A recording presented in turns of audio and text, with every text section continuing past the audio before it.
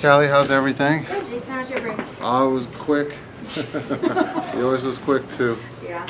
All right, Callie. Vacation, like a trip to Cleveland. Recording in progress. Go ahead and Highlight. start us off. It's nice and warm. Yes. Did everybody practice again today? I think I tried to count everybody out there. Yeah, everyone's out there but Theo. Okay, gotcha. So Theo is the only one who didn't practice due to his finger. So, but Luka's here, did great. He's ready to go. Marquise practiced. Everybody, yeah. Who else? I think Reggie. Trey and Reggie. Everybody, Okay. yep. So everybody practiced. Good deal. And at this point, looking ahead to the stretch run, at what point, I know it's sometimes different for everybody, at what point do you really start to look at the standings and to follow how other teams are doing or to follow where you guys are sitting? Yeah, I think you're going to look at it now, coming out of the break, to see where you are, see who's ahead of you, who's behind you, and then there's games every other day, and so it's something that you'll probably look at mid-March, just to see where you are. We have 23 games left.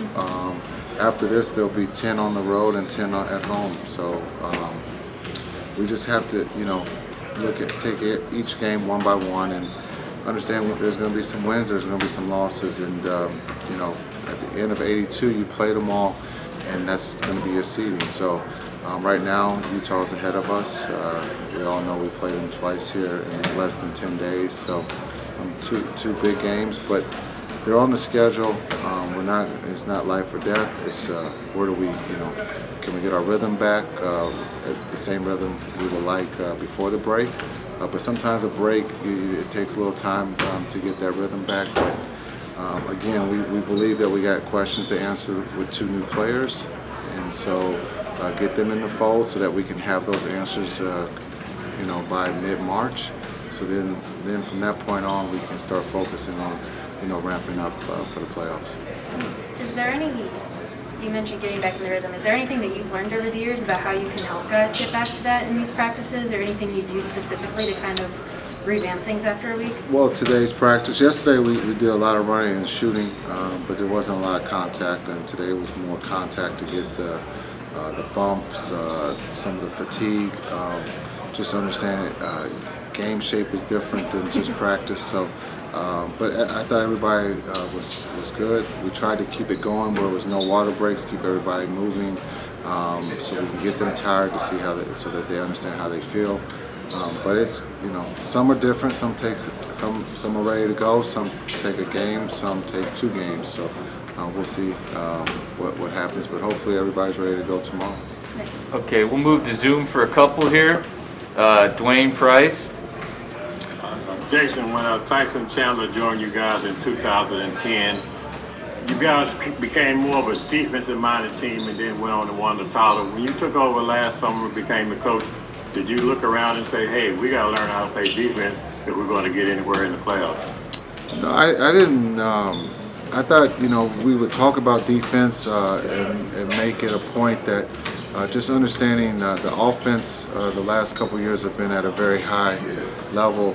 And that if we could be the middle of the pack defensively, that would put us in a position to win. Not saying we would win all the games, but defense was something that we talked about since day one, and we continue to talk about it, and the guys that bought in. I think we're 5th in defense, and so that's not easy to do in this league when everybody is scoring the ball at a high rate. So the guys have done a great job. They've been tied together, and we're going to need that, from here on out. Okay, we got time for 2 more. Ian? Hey, Jason.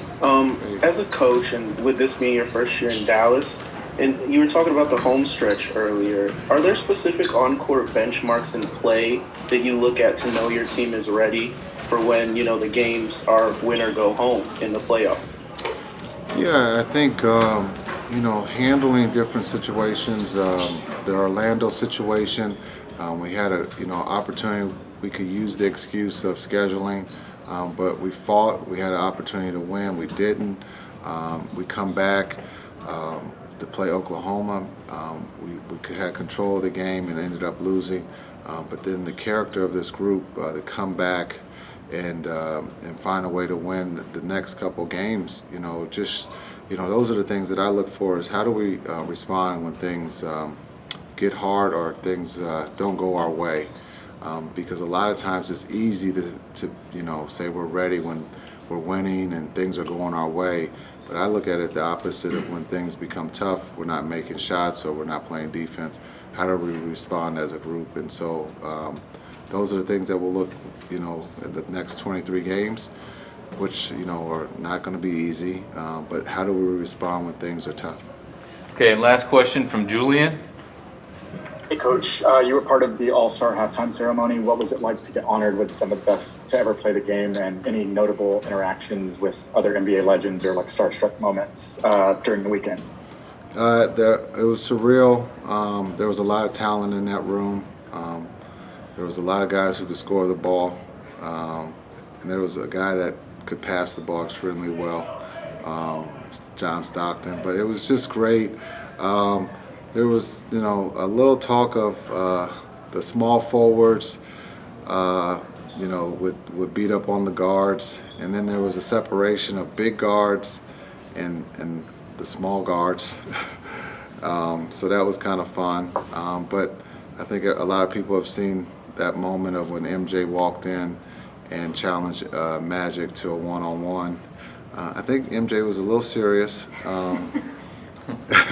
But it was you're talking about the best to ever do it in one room.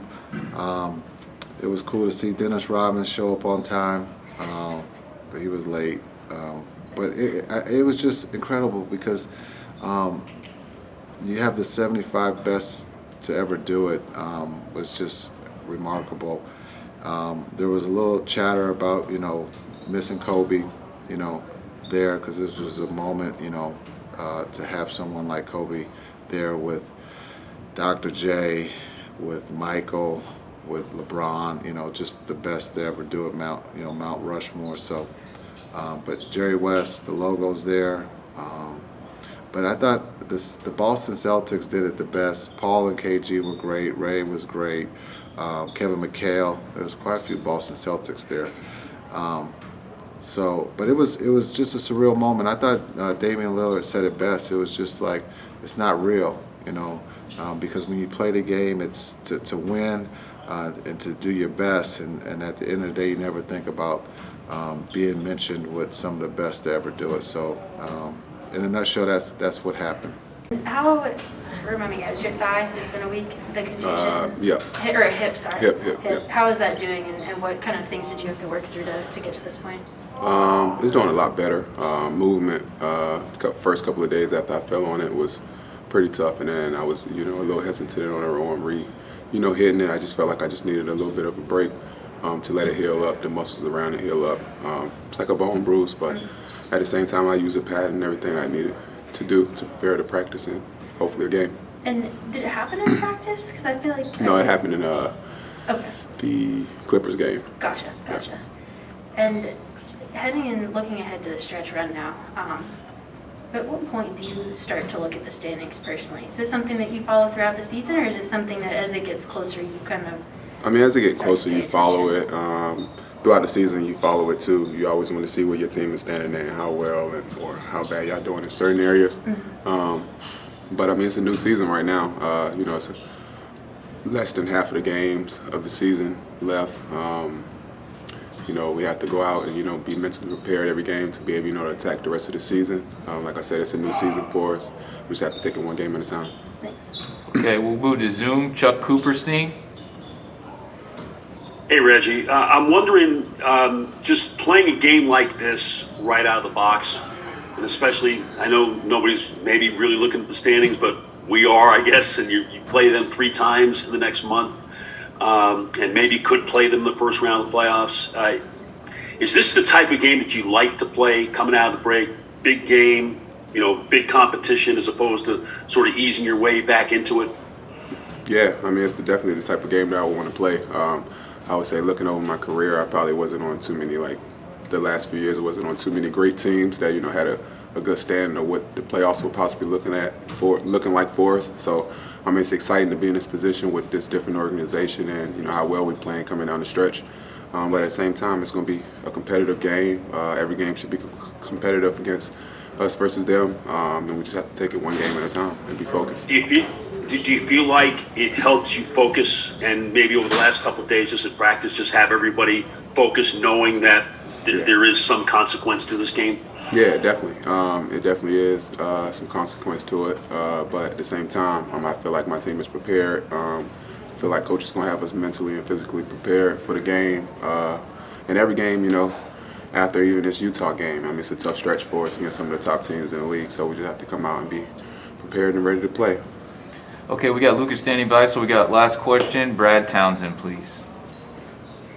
Yeah, Reggie, you've been in the league a while now and have guarded some of the top players, probably including Luka in the past. Looking at the stretch that Luka's been on, how difficult do you think it would be if you were trying to guard him right now? We just got to practice. It's tough for anybody to guard him. I see it on an everyday basis. He's incredible. The way he scored the ball, shoot the ball. But at the same time, he's definitely up there with one of the best players ever that I ever had to guard.